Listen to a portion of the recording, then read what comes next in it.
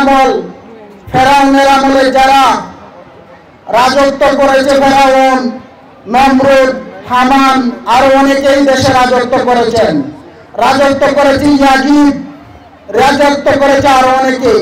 আমি কার পক্ষ হয়ে ভোট নিব? আমি বাংলাদেশের একজন ভোটার।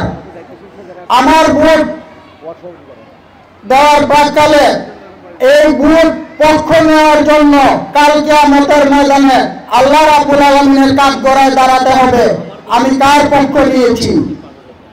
সুতরাং আমি মনে করব সারা বিশ্বের ইসলামী সমাজ ব্যবস্থা, বাংলাদেশ জামাত ইসলামীর যে একটা শাসন ব্যবস্থা, আমরা দেখেছি এরশাদের আমল, দেখেছি বিএনপির আমল, আমরা দেখেছি চাউলের বস্তা, ত্রাণের চাউলের বস্তা লুট করে কিভাবে চৌকির নিচে, খাটের নিচে গর্ত করে রাখা হয়, এমনকি জেল থেকে পালিয়ে এসে তারপর মসজিদ কোট পরে ডান্স করা হয়।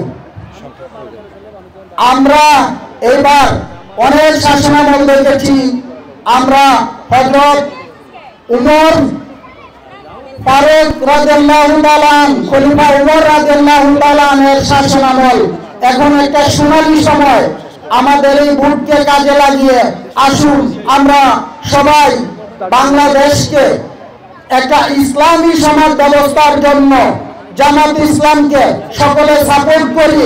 আমি আমার পরিবার পরিজন সহ, আমি সামান্য রিক্সা চালক, আমার ভোট আমি জামাত ইসলামকে সাপোর্ট করি।